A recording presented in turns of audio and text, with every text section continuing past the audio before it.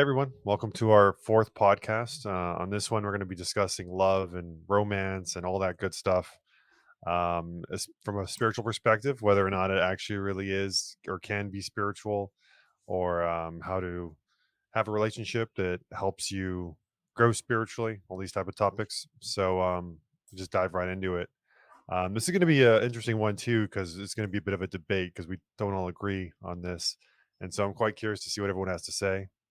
Um, Yeah, for me, I definitely think of romantic love as just being pretty much a fantasy for the most part, and that you can't really separate love and lust from a romantic point of view. It's going to be, this is why I think most of the stuff was always, go be celibate, be a monk, don't be with anyone, because then you can transcend it. But if you're basically with somebody, which is not bad, I mean, I think there still has to be children, there's still householders, so it's not like it's a negative, but I think that you can there's nothing inherently spiritual about it any more than anything else. I mean, anything you go through in life, good or bad, can be used to learn from and let things go, and then to become more spiritual, more or less, by through detachment, fundamentally.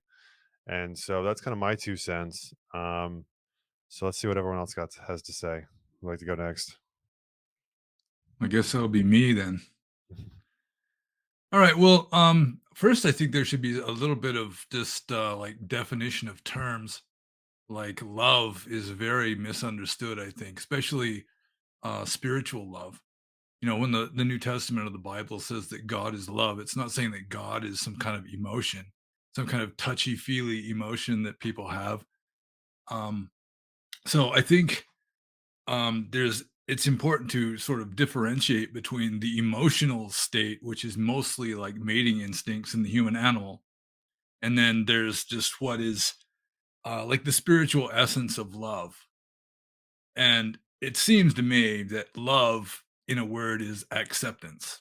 If you're open to something, to the extent that you are open, that you don't have any barriers, there's no wall or door in between, then that could be called love. And there is a certain amount of love in the mating instincts. Even like a mother hen, tending to her chicks, there's a little spark of this just open-hearted acceptance in there that, I mean, you can call it the essence of divinity to some degree. I'm sure that there are some people, in addition to Christians, who would say that the highest principle is love. And so, I mean, love can be found just about anywhere, anything that you accept.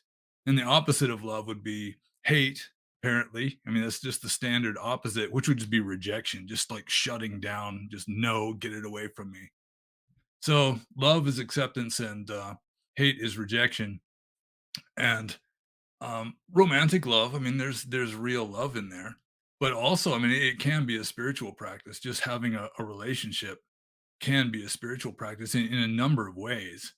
Like you were saying, just anything can be a spiritual practice. Washing dishes can be a spiritual practice if you Mhm. go about it with the right mental states. You do it mindfully, for example. You're in the present moment, just experiencing what you're experiencing. Then that could be a kind of spiritual practice. Well, And the thing, if I could just jump in real fast, 'cause I'm just curious. With when it comes to like the acceptance thing, the main issue I always think about with that is the fact that it doesn't really tell you what you should be doing per se about that, right? Because you could love somebody, and if they're in jail or they're toxic or there's, they want to kill you, maybe you would still keep your distance or do whatever. So there's no follow up action in accordance with love. So I feel like, you know what I'm saying? If that makes sense. I mean, that's where I feel like, okay, I love them, but doesn't mean I should even be close to them or do this or do that. It would still all be based off of logic, I would think. yeah, well, it's sort of like the way Buddhist ethics works is just it's not exactly what you do outwardly that is moral or immoral. It's just the mental states. If you do something with like a wholesome mental state, then it's moral. And if you do something with an unwholesome mental state, it's immoral. And certain Mhm, things, like killing somebody, is damn difficult to do with a wholesome mental state, unless maybe you're mhm. doing it, purely accidentally. That's in the Bhagavad Gita. Hey, unless you're in a war, spiritual war for the fate of humanity, Yeah, then you're good. yeah. And Yeah. so, I mean, I think with regard to romantic love, that one of the spiritual practices of it is just interacting at close range with another person who's not going to always be doing what you like. And it's not even necessarily that they're going to be making troubles or picking fights. I mean, they just might cook for dinner something that you don't like very much, something like that. And it's just all this, it's grist for the mill, like Ram Dass would say. It's just you just learn to, accept it with equanimity. To some degree, it can even be like an ascetic practice, just the male mind in the female mind that I mean, it's kind of strange that we've evolved to form this symbiosis of male and female to create, a family in the next generation and so forth. But still, there's a certain amount of friction that just seems built into it. It's like women identify more with their feelings. They're more, um, as a general rule, statistically more insecure. More worried about this and that, and men prefer freedom to security.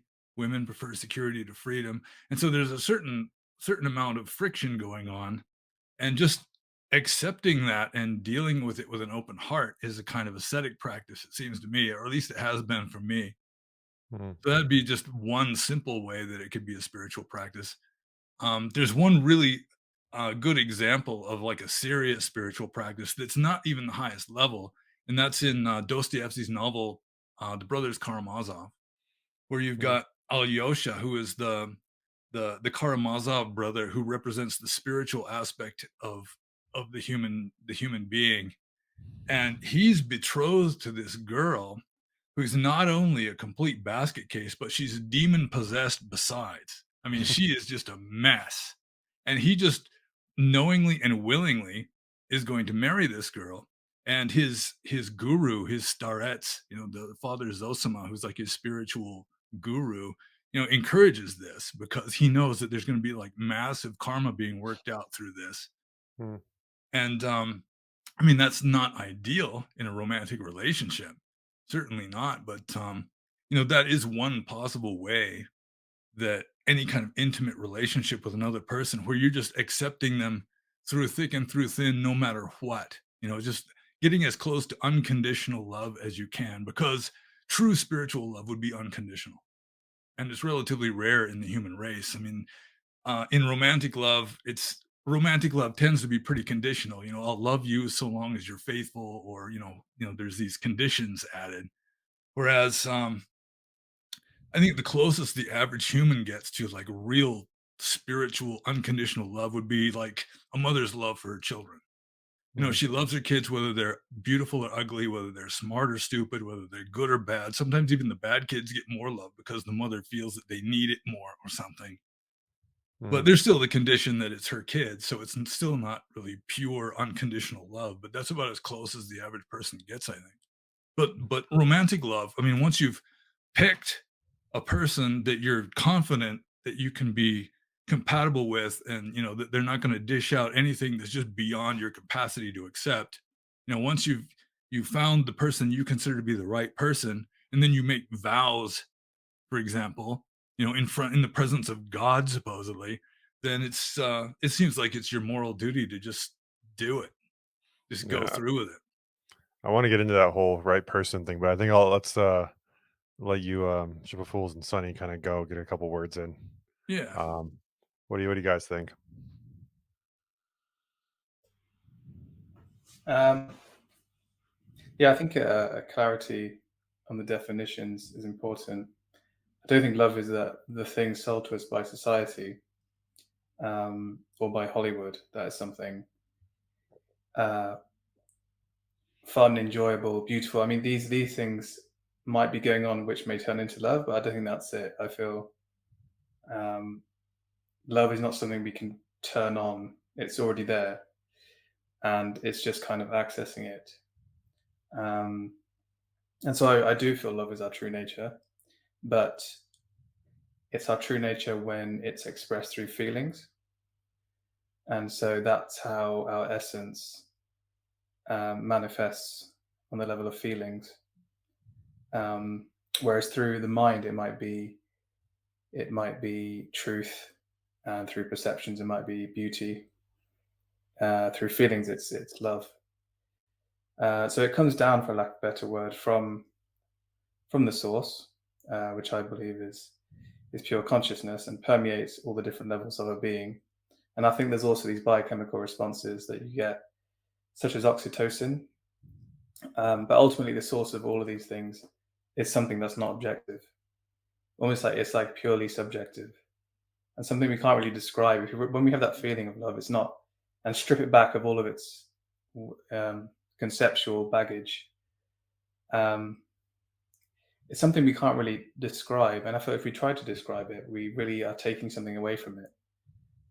Um, and I think when we feel genuine love for someone or something, in the deepest sense, it's an experience of shared being.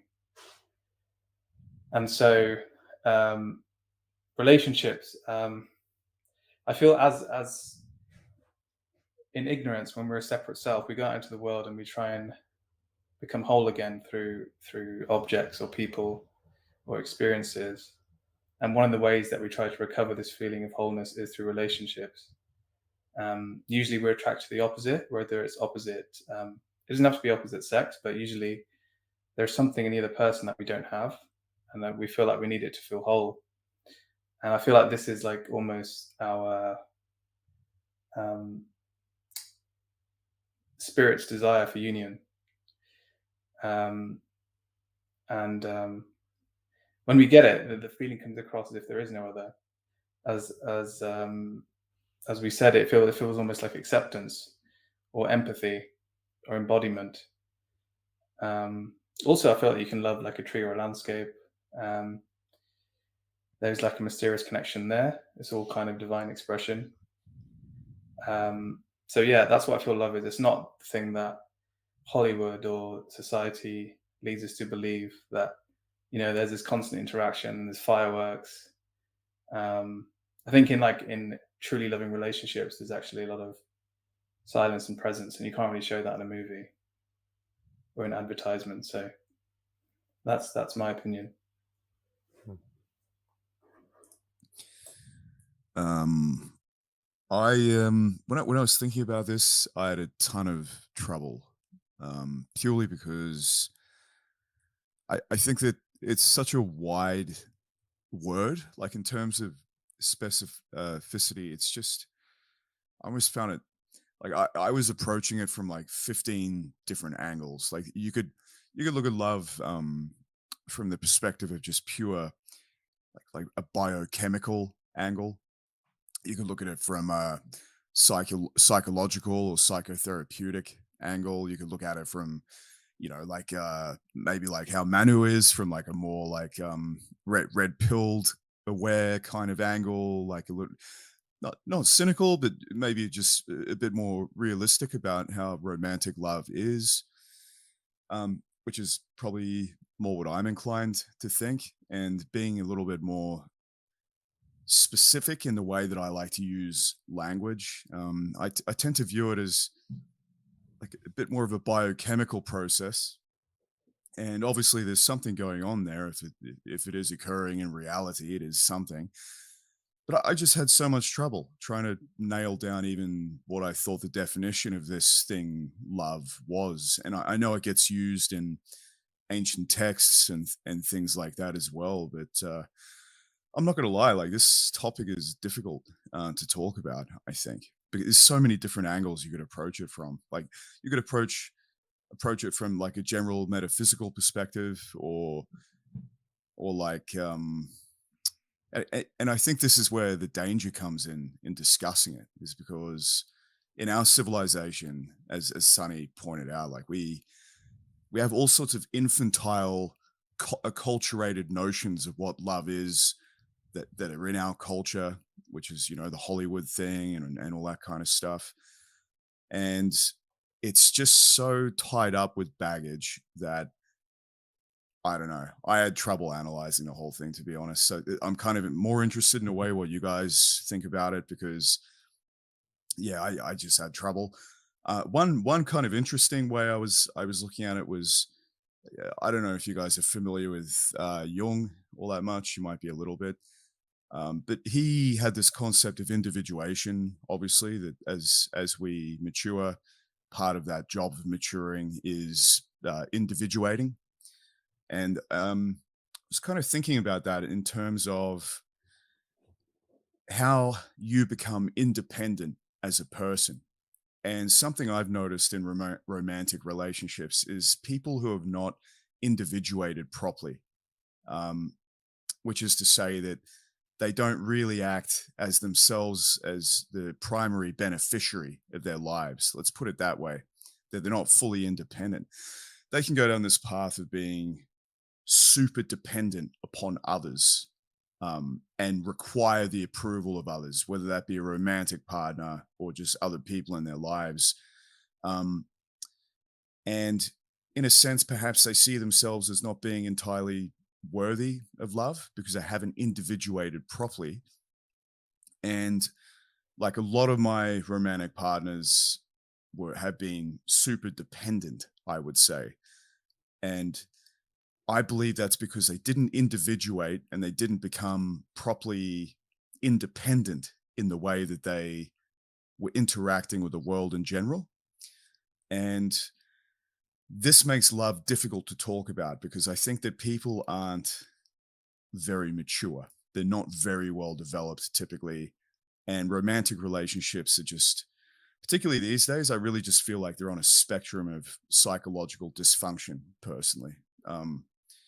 But I guess that issue is a little bit different from talking about what maybe love could be or something like that. But yeah, I'm not going to lie, I had trouble. So I'll just open the floor to you guys now because, yeah, it's a little bit of a confused rant. That was good.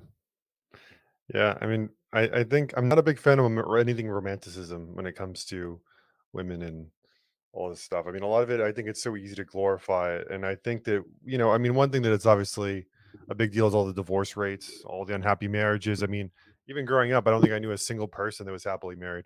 I don't even know if I know a single person that's happily married now. So it Well, do just you know makes you anyone who's question the whole happily thing. single?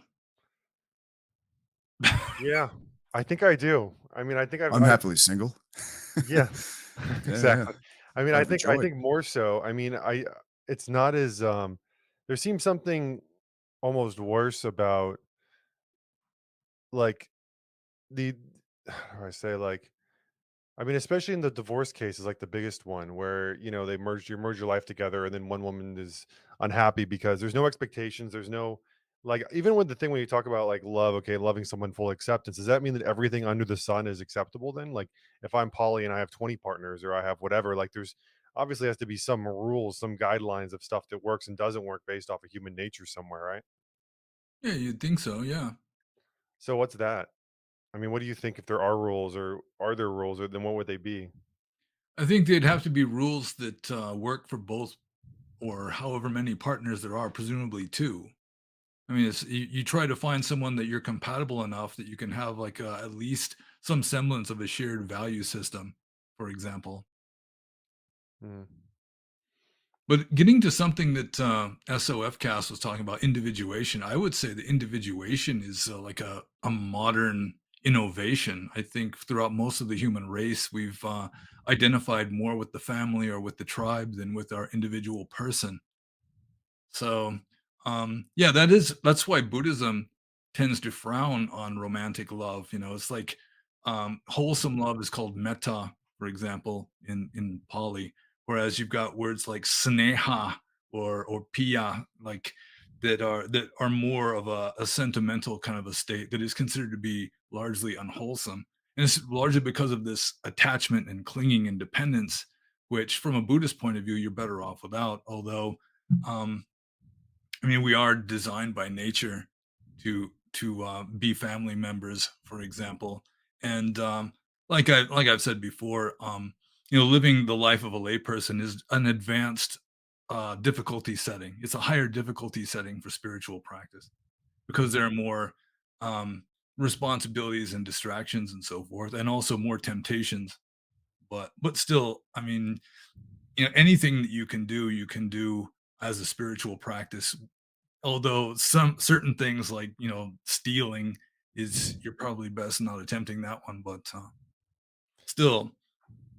And, while I'm rambling here, I would say that, I've read a couple times in books about how the feeling of being in love, when you first fall in love with somebody and they just seem beautiful and wonderful and perfect, that's a kind of delusion. I think Freud even define love, like romantic love, as overestimation of the sex object. But really, I mean, this isn't really Orthodox Buddhism, but you can say that in a sense, everything is perfect. And when you're in that state of just being in love and seeing another person as beautiful and wonderful and perfect, that's not really delusion. In fact, in a sense, that's more sane than the usual state of just seeing everything as flawed. And that's one of the greatest blessings anybody can have in this world, is to have somebody who knows you through and through, who just loves you and thinks you're wonderful anyway, I who mean, just isn't that knows just two all your sides of the dirty same secrets coin? and so forth, and just still just flat out loves you. I mean, wouldn't that just be two sides of the same coin, though? I mean, if they're perfect or they're completely flawed, I mean, in the end, it's really neither. Isn't that closer to the truth? Well, it depends on how you look at it, I suppose. I mean, ultimately, you can say it's all an illusion or whatever. I mean, in the Or sense you of can like, say, if you just going with a theistic point of view, it's all a manifestation of God. Like Neem Karoli Baba used to say, Sab Ishwar Hai, it's all God.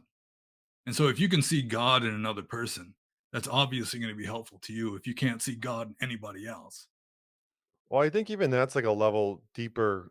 I mean, I'm just saying, like, purely as in, even if like seeing, okay, here's a body, the body does this things, the mind, their mind's at this place, it does these things, and there's just no value judgment, I would think, where you can just understand the place and the scheme of things that it lies.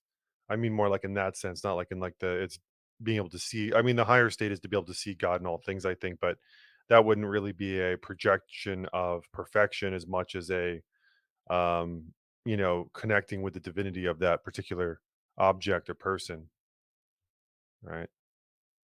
As far as going back to the Jungian thing, um, because I mean, me, obviously, I was a psychology major and just dropped out recently, and Sonny's still hitting the psychology hard. I really liked Jung's idea of individualization because it's basically said, okay, well, if you want to transcend the ego, first you have to develop an ego that's strong enough that transcendence is a possibility. It's one of the reasons why I don't think mushrooms is a real spiritual path. I think you can do a whole bunch of mushrooms and all this stuff and maybe have all these higher experiences and dissolve all this, but I think it does something to the ego itself. Like you have to first develop an ego and then channel that energy, that focus, that discipline that's been developed from the ego development into transcendence. Seems to work that way. And I think that's the individualization. Jesus. There we go. Individuation. Yeah, yeah. So, I so still what I can't say it meant by right. that is, so what I more meant by that is not like indulging in egotism so much as self-defining within a cultural context that's healthy, and that means in a sense that if you're pathologically dependent on other people, you could say that you're dependent on other people for your personal value, um, and that in a way that you're not entirely kind of, I guess, what you could call self-defining, or I think Jung called it self-actualizing without the involvement um, or approval of other people.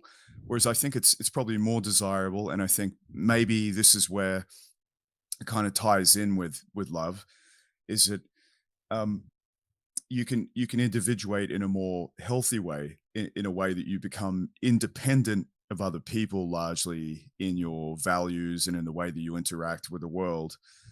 And perhaps, and I've never personally experienced this entirely just yet, but if you had two people uh, that were individuated sufficiently, and not like pathologically dependent on each other, that you could maybe then get to that ideal relationship state that Pano's talking about. Because I think we're talking on different levels a bit here as well, right? Like you have the individual's capacity to experience love from another person. And I think perhaps it's there. I don't know. Personally, this is all just theory. I got no idea. But yeah, I'm more getting at our love, our ideas of love and our culture have so much like just weird pathological stuff, Hollywood stuff just tied up in it. You know, which is an inheritance of X thousand years of different cultural influences and all this kind of stuff. And in a way, yeah, I feel like right now anyway, that's not working out all that well for people. I think that, yeah, as Manu says, man, like I don't know anyone that's in a in an ideal relationship in that way. And yeah, I just wonder Or I would why is that, you know? I mean, I would even say in a relationship that I would want for myself better than being single. Like, I guess that's a better way to say it, because, I mean, if I saw someone, it's like, okay, well, this is better than me being alone and single, then I'd be like, okay, I'm gonna do that. But it's not even that. It's worse from what I can see. Yeah. Um, hasn't kept me from trying a whole lot to pursue it because there's still a lot of drive towards it. But I mean, I the thing is too, I mean, this is kind of different but related topic is I mean, I really do believe that there's a masculine and feminine energy. And you can embody these to different degrees. And then for the relationship to work, there's certain, archetypal patterns that have to be embodied.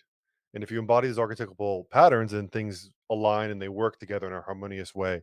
And a lot of all the religions were very, I mean, they're patriarchal pretty much across the board. There's very clear ways in which women behave towards men, and men protect and men have certain duties. And I wonder if that's really what's gone awry, is that a lot of men don't know what it means to be men. A lot of women don't know what it means to be women, and therefore the interpersonal dynamics don't work. Yeah, What that's are your guys' part of thoughts? it. I think another part of it is just in American liberal consumer culture, people just want everything to be pleasant and convenient and comfortable. And so they're really not willing to endure the difficulties that can arise when you've got two people living at close quarters, having to cooperate when they may not agree. And I think part of the problem with um, the whole idea of love, like SOF cast was talking about, and you mentioned a little bit, is just this unrealistic ideal of romanticism where they're confusing love with the feeling of being in love. So that if you love somebody, you're just going to be like madly in love with them for the rest of your life. Whereas that's a hormone high that for most people isn't going to last more than a few years at most. And then ideally, when the hormone high, by the time the hormone high has subsided, you've got like a more solid foundation to base your love on. But if you do have a real love relationship, I mean, it's like you've created a new being. You've got still yourself and the other person, but then there's this us that is like a being in its own right. That I mean, you're part of a larger consciousness. And if you can love the entire human race or the entire universe, then you've pretty much just expanded yourself out to the ultimate us. Mhm. But just to be able to manage that with one person is possibly more than the average person can really accomplish if they're just not right for it. It's interesting. Nietzsche thought that that friendship was superior to love, or that kind of infatuated love that you're describing, like how you have powerful hormonal responses and you think you're in love and all that kind of stuff. Yeah, And that's he mating said, whatever instincts you do, essentially. yeah. So don't marry for love, but but that that's heresy in the red pill community to say that you want to be friends with your wife. And I kind of see both perspectives in a way. Like, yeah, you don't want it to be pure friendship. There's got to be some element, obviously, of that masculine and feminine interaction, that co-interdependence that I was talking about. But yeah, maybe friendship is superior, and friendship is kind of a form of love, isn't it? Really, if you think about it. My friends have been with me far longer than any romantic partner has been so far. Mhm. Forever. Some of them. Well, I while mean, I we're always mentioning Western philosophers, I'd bring up, first of all, Schopenhauer wrote a really nice little essay trying to explain why it is that arranged marriages tend to be more stable and work better than marriages for love. And marriages for love are generally based on this hormone high of falling in love, and then that fades, and then all of a sudden you can't stand the way she licks stamps or whatever. Whereas with an arranged marriage, it's you come into it with no hormone high, really, maybe a little bit of adrenaline at the very beginning, and there's like no preconceived notions with regard to the other person that are going to be dashed. And then you gradually just learn to love each other almost like brother and sister. And also, I might as well just toss in another Western philosopher, Plato, in his Symposium. The whole thing is a dialogue about love. And Mhm. they just dismiss romantic love between a man and a woman as just so inferior as not even to be worthy of mention. And they start off with love of a man and a youth as like the the lowest that you could really call genuine love. And then they work up to like divine love after that. Hmm. Yeah, true love between a man and a man, right? That's the Yeah. real love.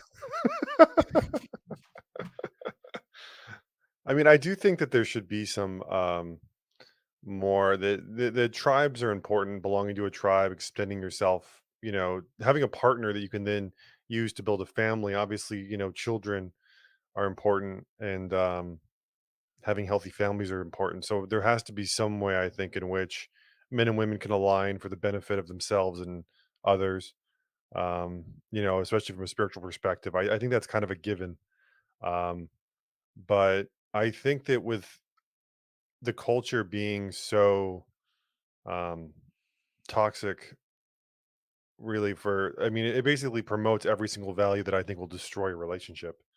Um, and the whole materialism of everything, where it's really just about trying to chase status or something like that. I mean, on one level, I get it though, because there's something so fundamental to wanting status and power, and that creates safety.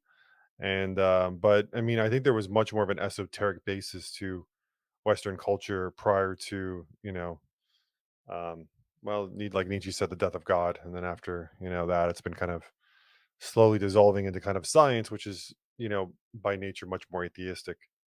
And it's kind of, I mean, it's sad. Um, What what do you think of the notion? And I'll just put this out to the group generally. Is like I actually think civilization and taboos and ways of formalizing the way that say you get married or you're meant to act in a marriage or a relationship, that they're designed to tame the beast largely. Um, and really the collapses come from the collapse of those structures. Um, that maybe the human beings are not inherently, how would you say, civilized animals, and that those structures are there to civilize this animal. And I know it's kind of a Darwinian way of looking at things, but which I, structures?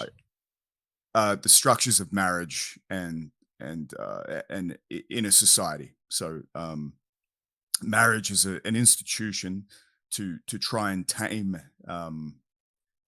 the animal, the human animal. Well, it does work that way sometimes. I mean, that's sort of a Yeah. basic sort of spiritual benefit of having a romantic relationship is a lot of party guys just have to settle down and start behaving themselves when they get themselves a woman. Or sometimes it works the other way too. But yeah, I mean, it's like established norms and just culture in general. It adds necessary structure to our lives. Otherwise, we're just living in a kind of insane chaos or just raw animal instinct. If you believe in that, So how does that then?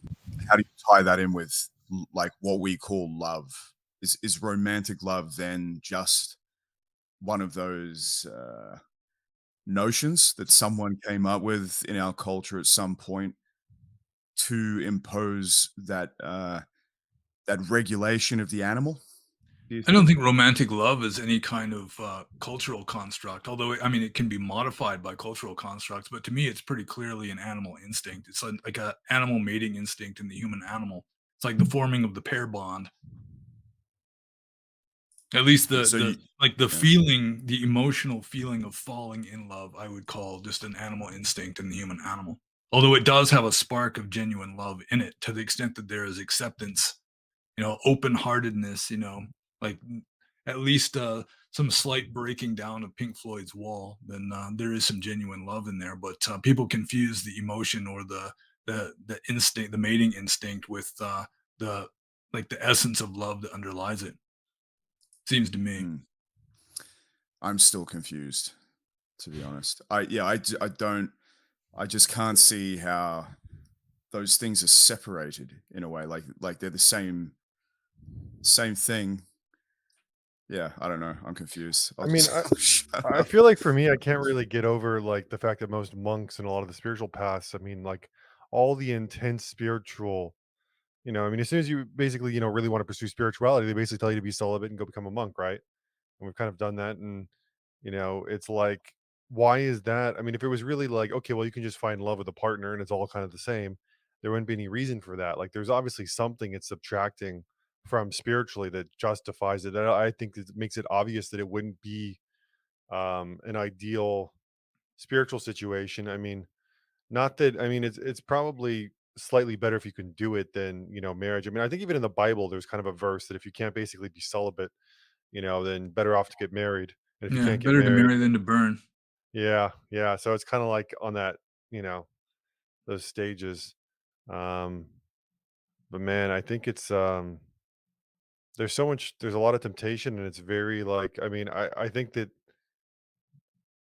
for me especially it's being able to trust a woman enough, knowing what the culture is, knowing what a lot of these people think, how they think, the fact that they haven't thought about most things because most things are just culturally programmed. That's one thing that I feel like women kind of have a slight disadvantage on is I think that women are much generally heavier more heavily influenced by the culture itself. So if the culture is more toxic, they tend to be more toxic because they're much more social. They have to be more socially sensitive. And so therefore they absorb things a lot easier socially.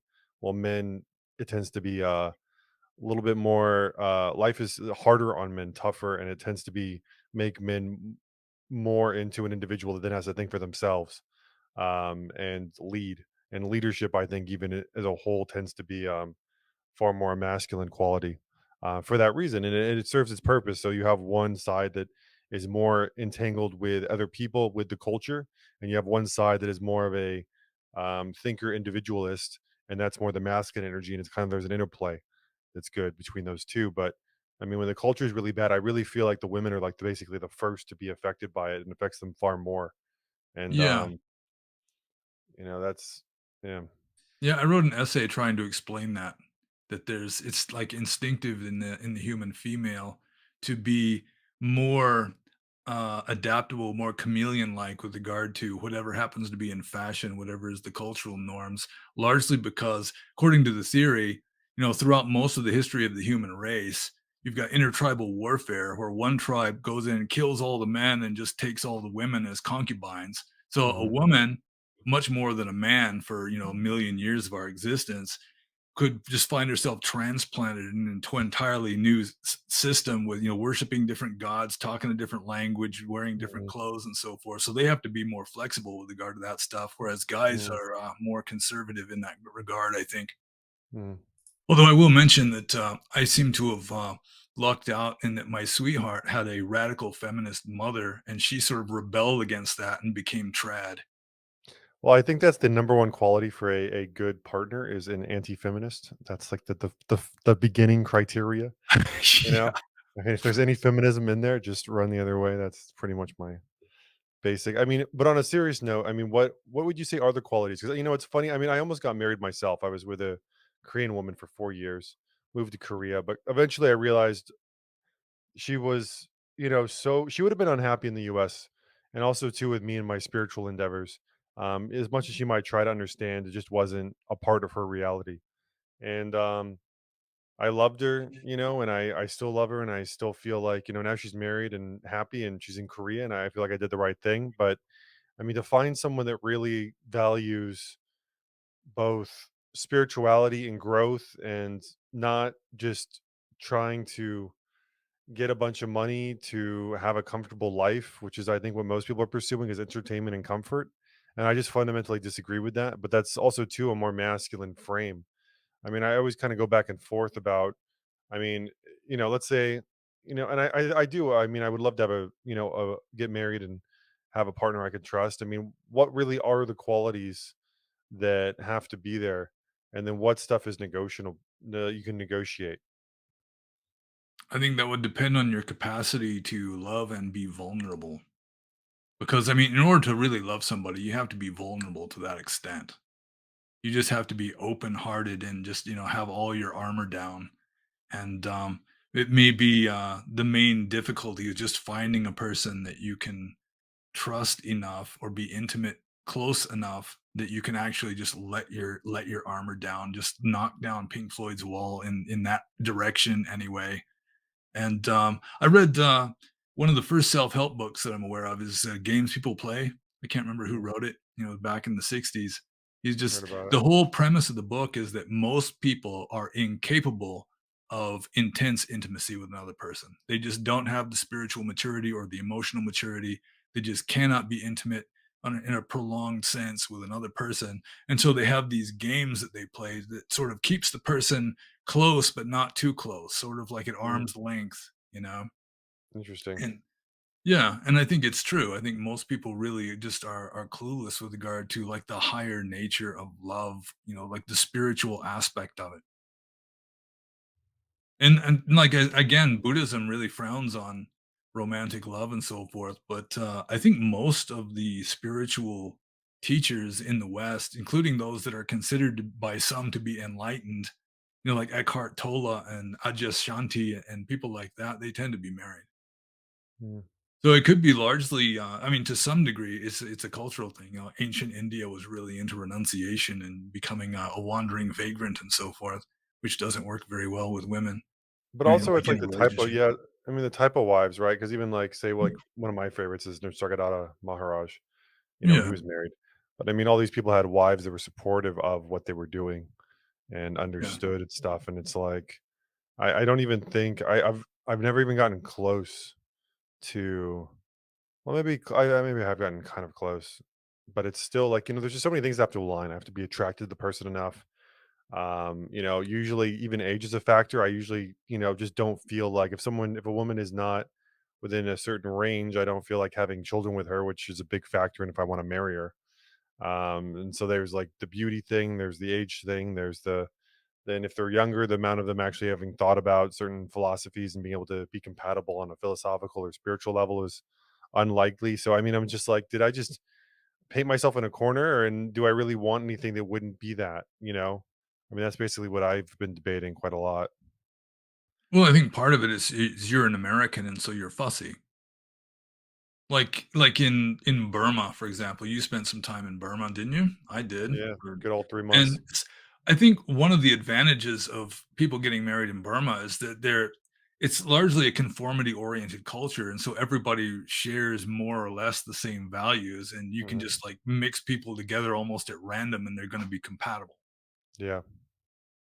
So, I mean, in America, individuality is it's highly stressed, and so people are there's such a broad spectrum of different points of view that especially if you're an outlier, if you're on the fringe yourself, it may be very difficult finding someone that really you've got a chemistry with that you can sort of be in sync with.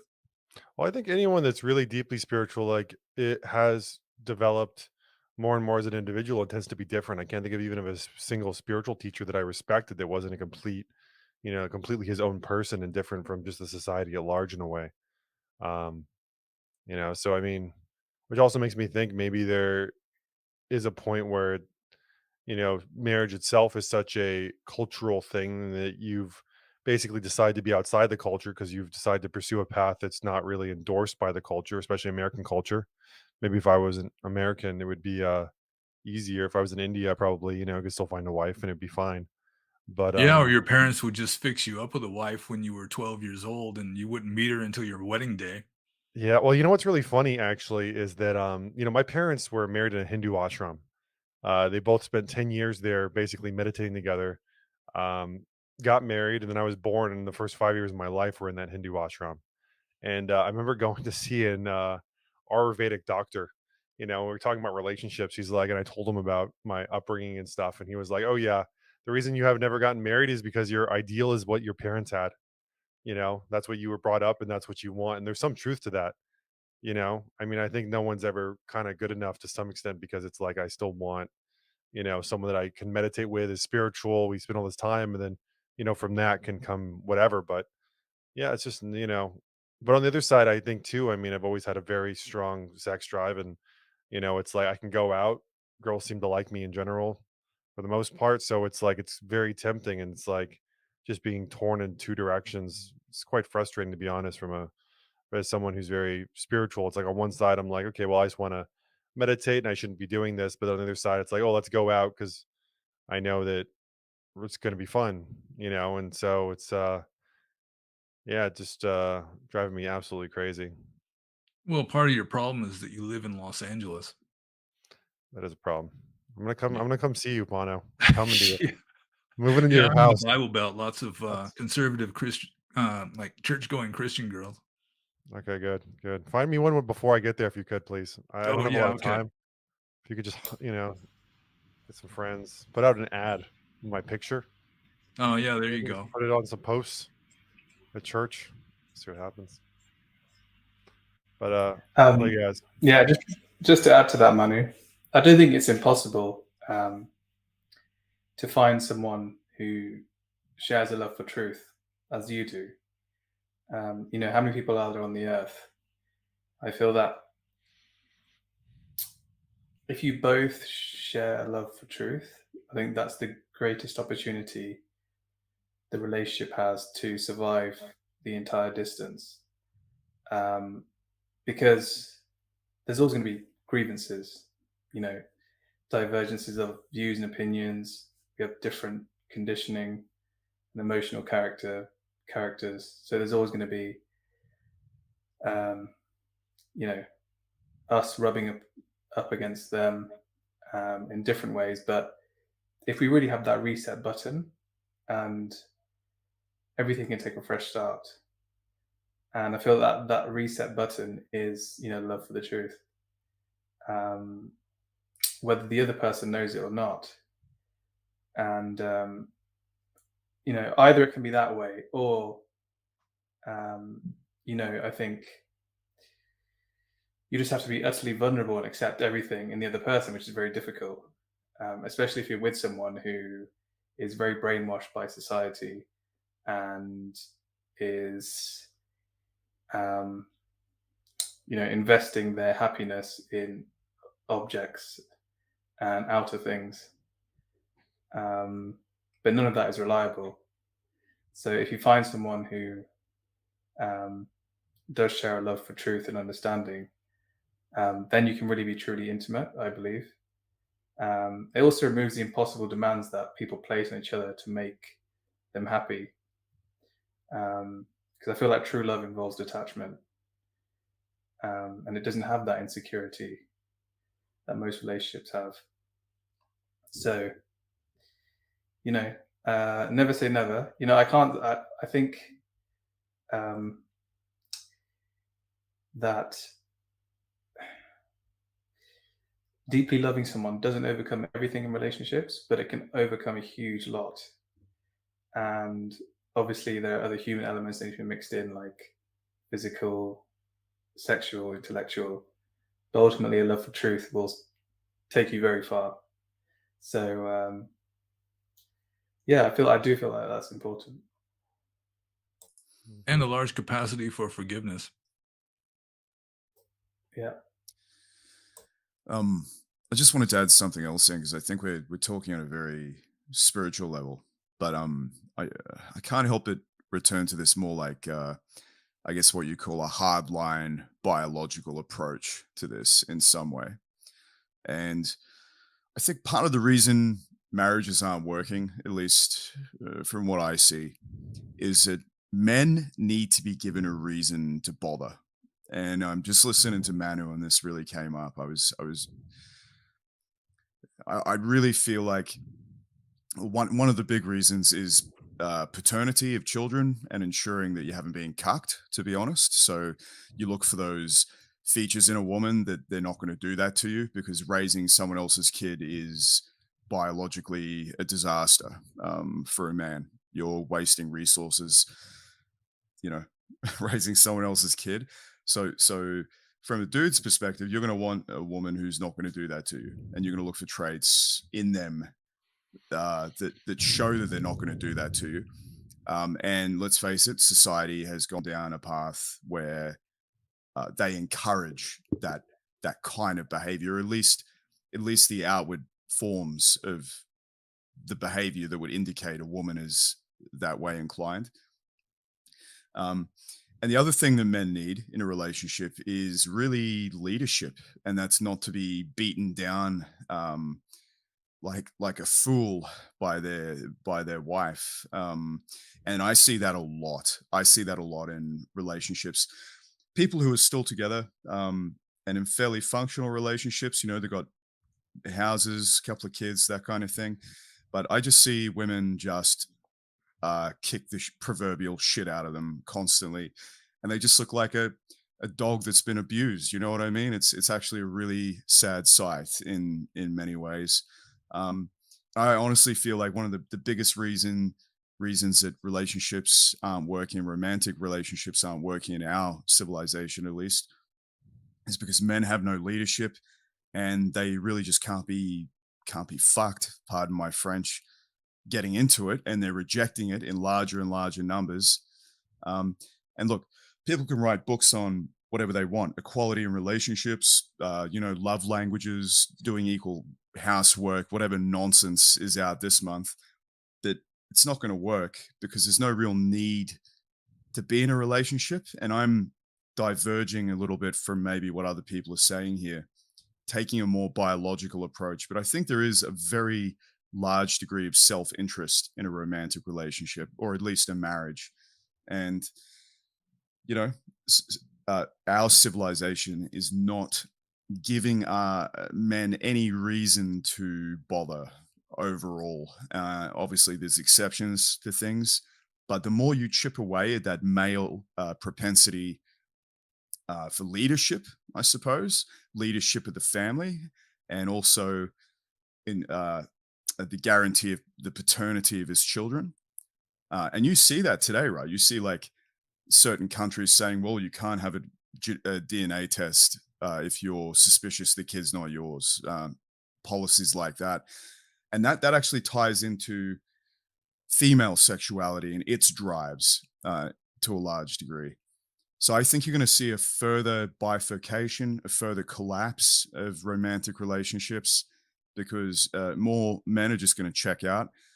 But ultimately, I think the women are the ones that are going to suffer in this scenario. It's not good for them, even though they think it is. It's not good for them. And I've seen many single mothers that struggle constantly. And I see many of these same mechanisms play out in their life as well. So yeah, just to add a little bit of difference into the conversation, I think it's a valuable framing to a large degree when you're talking about why marriages don't work in our civilization. I mean, the big fear for me, I know especially, is like just being in the rat race, just stuck working for, your whole life in a job you don't want for your family, but it's not really, you don't even get anything from your family. Your wife resents you because you're not bringing in more money and they can't do as much stuff and your job isn't as great and you're just getting shit on from both sides. I mean, For that sure. seems Then you like, get a divorce, then you pay child support, then you literally can't do anything. And then yeah. you look at Canada, for example. Someone was telling me about Canadian divorce law. I'm like, that is outrageous. Just Hmm. alimony for the rest of your life. You're just paying this Yeah. woman. And so what you got to think, right? Like, so why would you bother? Honestly. So maybe you could have a relationship that was kind of de facto, but even a de facto relationship in most legal setups is similar to a marriage anyway. So yeah, I get that there's like this transcendental love thing going on, but also there's a very, I would say, like from my perspective, a more significant degree of straight up Darwinian biology in this. And maybe there's elements of love and attraction in that whole process, but at the end of the day, if you're a guy and you have all these risks to do with things and you're not having the baby, right? You don't need any of this. You could just go and knock up 1,000 girls if you wanted to, and it wouldn't really matter that much. Um, Theoretically, there's no reason to be in a marriage or a relationship like that, in my opinion. And another big topic that relates to this, and then I'll let you jump in, Pano, is just also just the fact that a lot of these women have been with so many partners too. Once they're past, start sleeping around, they're already, once they hit their 30s, they've already been sleeping around for quite a while. Their ability to actually bond or to work through anything and all this emotional damage just like adds up in a way that I don't think it does in men. And that's one of the real other factors too why I think it's so hard. I know girls with body counts like almost to 100. I knew one pretty well that like yeah, and there's good evidence on this, right? Like the more partners a female has, the less she's able to pair bond in later life. There Uh, there are biological realities to this that this collapse that are not considered very often. and the Um, access now because they have access to all these guys, I mean, a yeah, lot of the girls 100%. even that I would talk to because I'd ask some of these girls that, when I was around and meeting women and, I mean, ask them like, how many guys have you been with or whatever. A lot of times they would be 20 and have 20, already. Yeah. And you're like, whoa. And then like, You could probably double it. yeah, That's I just what mean, they it's told just you. like, wow. And this is Yeah. where it's at. And it's, I mean, and it's like, okay, so I'm supposed to go accept this person as they are, love them, and that's what's going to work. I just don't see it. Bono, let's see. Yeah. Yeah, like a number of things I'd point out. One is just force of habit. I mean, anybody who's already had 20 relationships, they're pretty much in the habit of having temporary relationships. So it's going to make it more difficult. But getting back to SOF cast and his talk about Darwinism, I mean, from a Darwinian point of view, it does seem to pay off to be an alpha. And a pointer to young men out there, it's like if you have a woman in your life, she's going to try to control you to some degree. But if she succeeds, she's going to lose respect for you. Hmm. So, I mean, it pays to be an alpha and not just give in all the time. I mean, I mean, there's a certain amount of give and take and compromise and so forth. But if it just seems unreasonable, then you got to draw the line somewhere.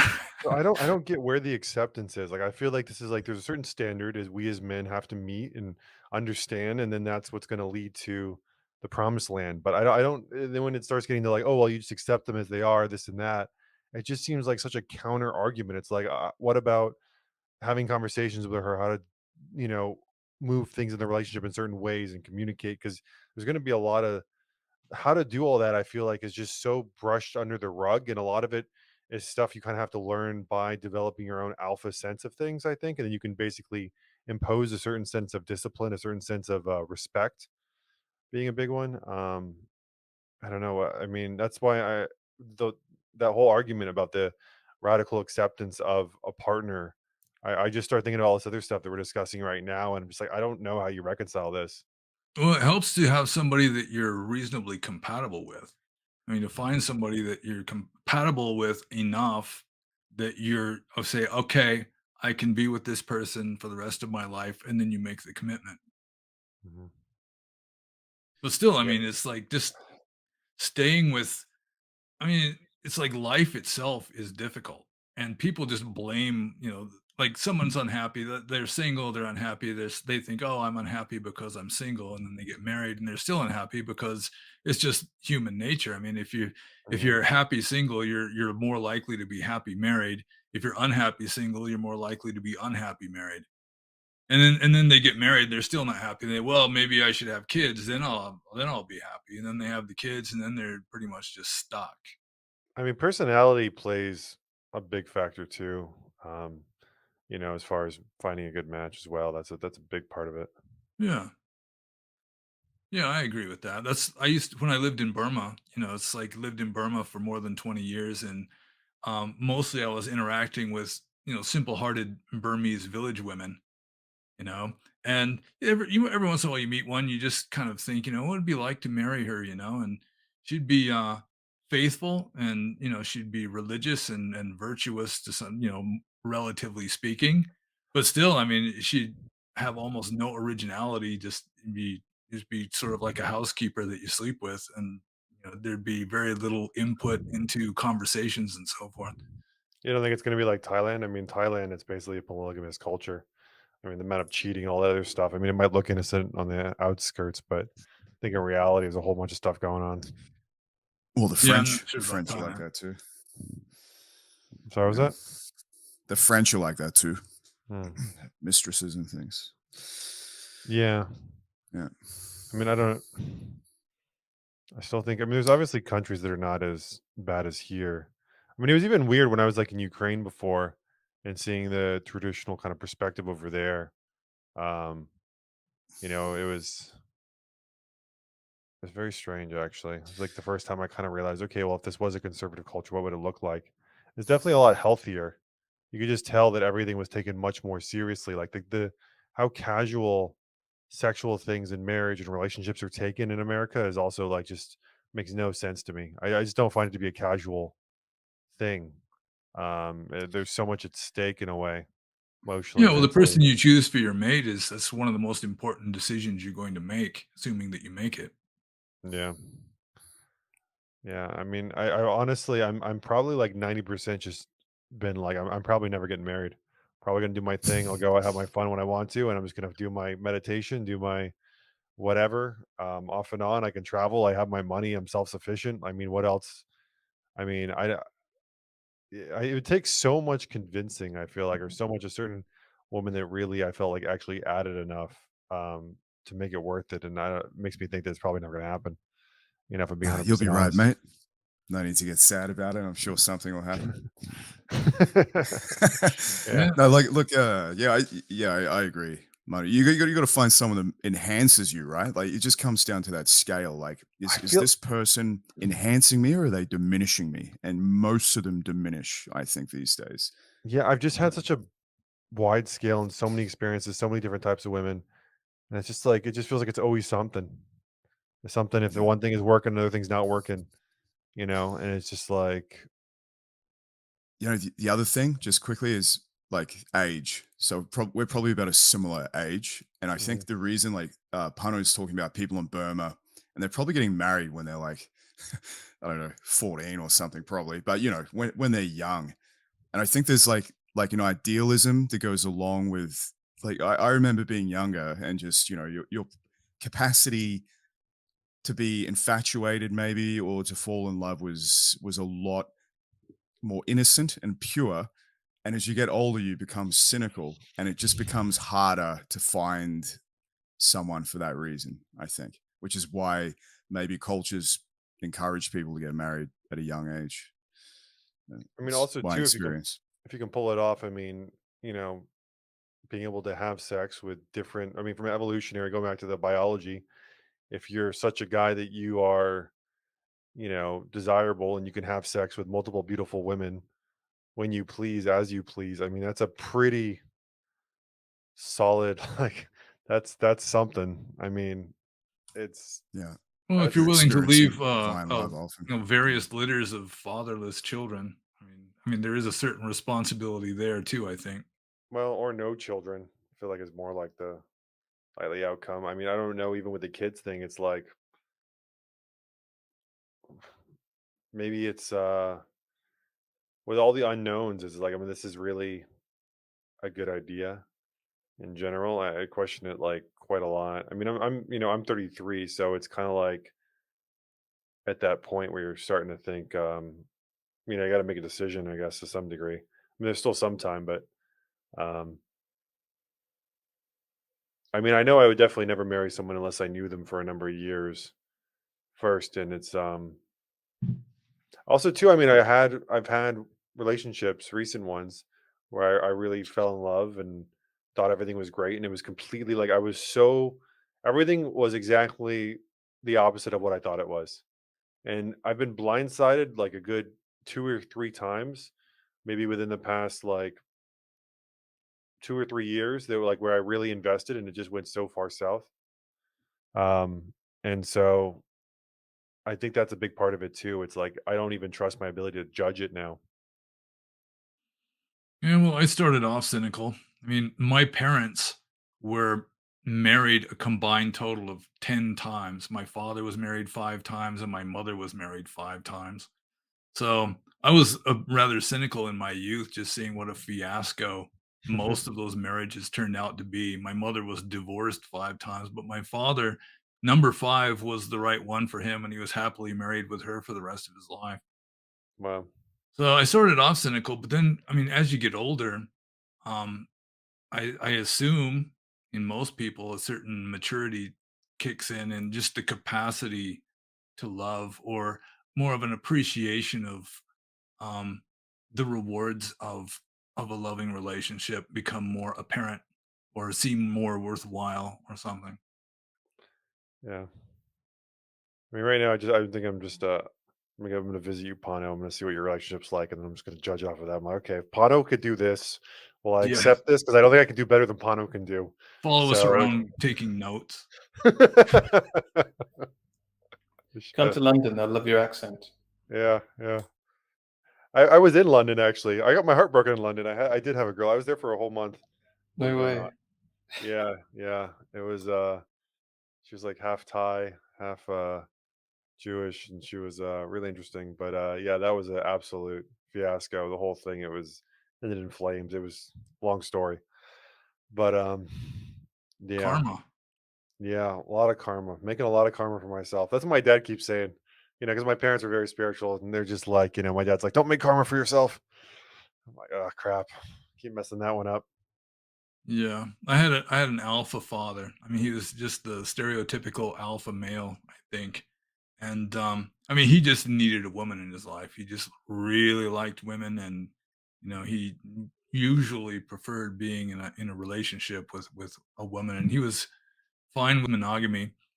And Mm, some of the stories he has told me, it's like I wrote one down in my blog, just sort of contra MGTOW.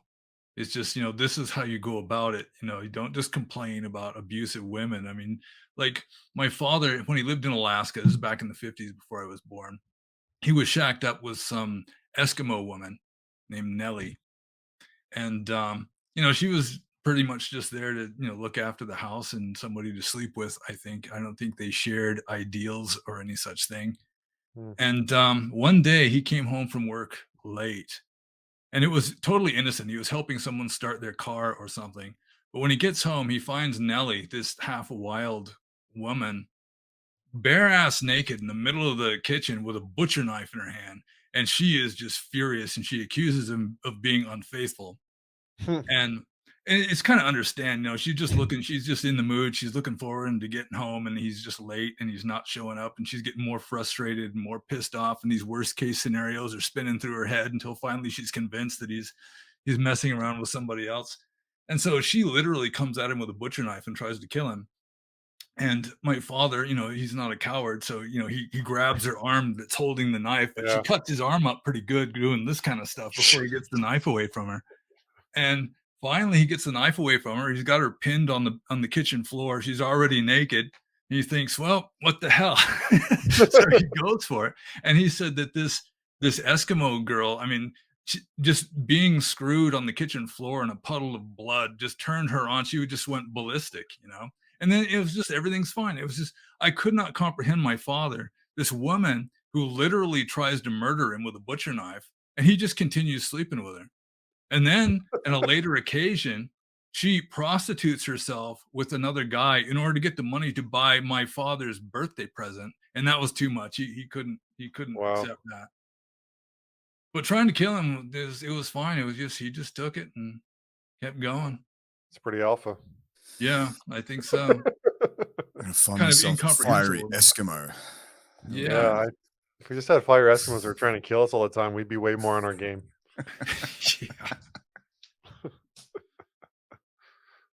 Yeah. Yeah. Interesting. Well, But I am in a relationship now, and it's a good one. And yeah, I'm happy that I'm in the relationship. hmm, It's I'm reminded of something Ram Dass said in one of his books a long time ago that said the only valid reason for being in a relationship with another person is if it will help you be free or help you to wake up, if it will help you spiritually. From a spiritual point of view, that's the only valid excuse. hmm, And there's various ways that a person can help you, even if they're just like triggering you all the time. It's bringing up stuff that you can confront. Even that would be just a baseline sort of benefit. Not hmm. that I'm saying that's something to base a relationship on, but still, it can happen. I mean, it does seem well.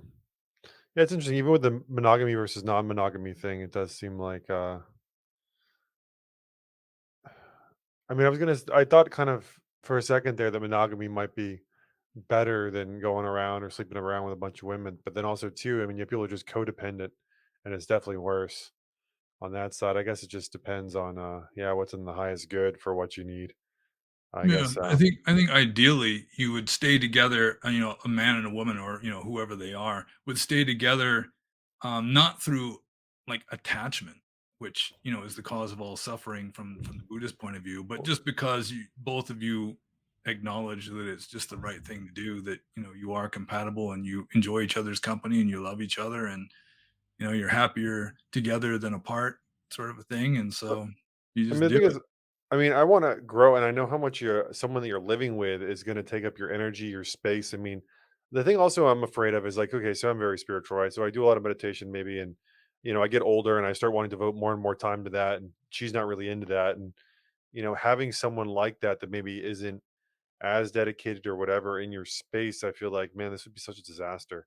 And the rates of growth, like if I'm growing maybe differently spiritually or I have different interests, I want to spend more time because a lot of it's just where you're devoting your time to. And I want to devote more time. I don't want to go to Disneyland. I don't want to go see a movie.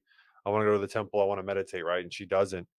It's just like, oh man, I think that's just like a really high likelihood, and it definitely scares me. But I mean, I guess I could find someone with similar values, but then people change. I mean, I think I used to be very, very anti-divorce almost too, but now I feel like as I've gotten older, I kind of get it on both sides. It's like, man, if you're unhappy and that person's taking up so much of your time and energy and resources and all that, and they want to do something else besides what you want to do, I mean, what are you going to do, really? And the whole thing just seems like, man, it's the chance of things going south is really high. I mean, I guess you have to really, if you really met someone, you know yourself enough. Like, seems like that's maybe like for you, that was the case. You know Yeah, yourself and you enough, have you to just have know her faith enough. and you have to have a certain courage or ability to be vulnerable and take the Mhm. chance. Yeah, right on. Well, do you want to? Anyone else want to jump in? Then it's been maybe like got like an hour, 12 minutes or something. How about you, Sonny? You have anything else you want to add? Yeah, just to add to what you just said about them being up in your space and not allowing you to do what you want to do. I guess on the flip side, it does teach you to be less selfish and less kind of um, personal with everything, with your desires and um, your needs, and to take into account that there is somebody else there. And sometimes you have to just accept that um, to do things for the greater good of the group. And for me, when that's happened, initially, you feel those emotions arise. I don't want to do that. I want to stay here and meditate. I want to stay here and read this or do my own thing. But once you go out and do it and cater for the other person, um, for me, like it always feels like that was the right thing to do, and you feel better for it. It's a kind of yoga. Um, so there is that element too. Um, Obviously, it can't all be one sided, but I think there's a difference between codependency and having a partnership with someone. I think they're two Mhm. very different things. I think in today's society, like um, not in all cases, but for most people, like a partnership is important in order to really have a stable ground, um, to have some kind of stability in the West. So I'll One just thing I finish. Go on. Yeah, I mean, one thing I do want to add to that is just I really don't think you can actually be in a good relationship unless you are an alpha dude. I feel like it's almost mandatory because I feel like what is masculine and female nature, in order for that to work, there has to be someone who has strength on the side of the man, can lead and all this stuff, and they're all alpha qualities. And the rest of the time, I think you have just a lot of guys that are just these, you know, NPCs that are just going around doing life, beta, just aren't aware to anything, don't really think for themselves, and I mean, that's the norm. So I wonder how much of that is just because of that dichotomy. I mean, I think that becoming a warrior, becoming strong, all these are almost like prerequisites for being able to really be able to have even a strong relationship in which you can play the alpha masculine role, which I think is the best role to play if you're going to be in a relationship. But I get it. There's personality in there too. It's not so black and white, but yeah. Would it be One like an advantage of a relationship is it just reduces the idea of I, me, mine. When you've got to take into consideration another person, like let's say one of your parents gets dementia, God forbid, but still, I mean, it's like your duty, and that just becomes your dharma. That becomes your spiritual practice to set aside your own preferences and your own desires in order to do your duty by your aging parent. And I mean, to some degree, I mean, it's should be more positive than that with a loving relationship, but yeah, to some degree, just downplaying the I, me, mine and the personal preferences is a spiritual practice. So there's that too. Mm. I was just thinking as well, I'm going to diverge a little bit. I think that men, like, and I'm thinking of particularly maybe ancient Greece or somewhere like that, where men have a duty to the civilization that they live in, and they require time for this. They require time maybe for military matters, political matters, and achieving things.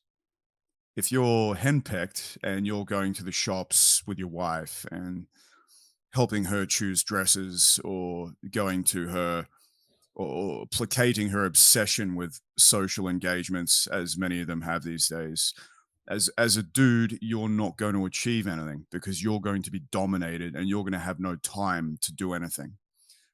So I'm a strong believer in actually being quite separate, or interdependent is maybe a good way to put it. And I know what you're saying, Manu, because there's other things you want to achieve in life, right? Like, Mhm. you don't just want to just sit around in a relationship. I think it's just pretty boring, and a lot of women want you to do that. I've noticed, because you fit into their frame of how they want to live, and that's just not going to work for I mean, most men.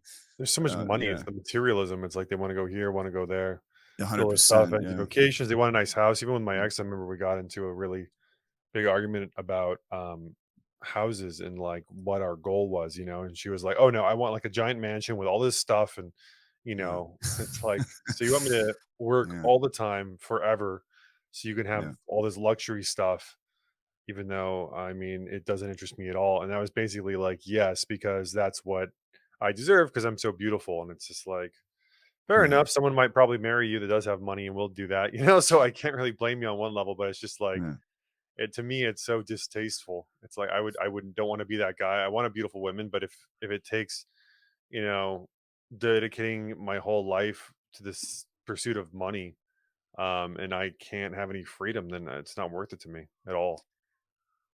yeah. It's yeah, I agree. It comes down to money, but it's also just, for me, it's time. Like, I'd like to be one of those English Mhm. naturalists back in the 18th century or something. It's like, you go over there with the kids and I'll just stay in my study and do stuff, and we'll meet up maybe a few times a day or something. And like, I Mhm. really honestly feel like it's a pretty good model. Or If Darwin it just, would poke his little maybe not, kids with his finger until they yeah, started crying, well, and then he and would maybe not, carefully record the number of muscle contractions when they started crying in their face. right. That's quite autistic. Yeah, and maybe not marrying my cousin like he did either. That's crippling autism right there. But you know what I'm saying, right? You gotta have a co-interdependent setup if you're a guy. And I can't speak for women, I don't know. But yeah, if you don't have that, if you're just henpecked, you're going to the shops, you're buying mansions, you're just working some shitty corporate job so you can walk around like a piggy bank for someone. Yeah. Yeah, that ain't gonna work. Or even the thing is, and the other side of this is like, women go to work obviously to make their money, and then they just still want someone richer.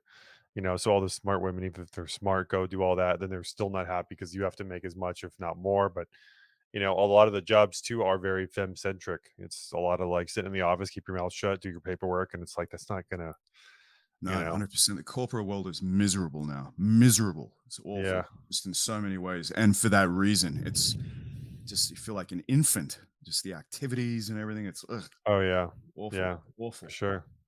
Yeah. Anyone else want to add anything before we kind of conclude? Just to say, I think next time we would benefit from a female perspective as Yeah, well. Yeah, Julie. I Julie agree. has a baby shower. Remember, she prior. We'll have to see. We'll Yeah, get an some women on. urgent baby shower. We're gonna do we start doing like a fresh and fit thing. You guys know that where we get a bunch of strippers and stuff. We can talk about it. We'll have them on one side, see what they say. But nah, I mean, yeah, it's interesting. I mean, I've talked to this. I think because my parents are divorced. I mean, I've talked about this with so many people. It's been such a you know a hobby almost to try to figure this out. And so, yeah, I always really enjoy discussing these types of topics. Well, I hope Yeah. you find the right girl. You're gonna find her for me, Bono. Oh, That's great. you're on my hope. So Okay. I'll go there where you are. I'll try to I think because my birthday. Hopefully I can make it out and we'll hit the clubs or something. We'll see what we can do. Yeah. I don't think you're gonna find the right girl in hitting the clubs, man. Oh man. Maybe an ashram or something you can find the right girl. Mega Maybe ashram church. girl. I don't even know if Yeah. there are really ashrams. I don't even know any ashrams really. I guess there's some in India, but I mean even in America, I feel like a lot of that died out or it's weird. I don't know. Maybe not. Maybe that's the path. But yeah, awesome guys. Well, thank you. And it's been interesting. So next one I believe we're doing it on evil, discussing evil, correct? Hmm. And so So, yeah. yeah, we'll put out that soon. And yeah, thank you everyone for watching. And maybe I'll be happy, peaceful, and liberated.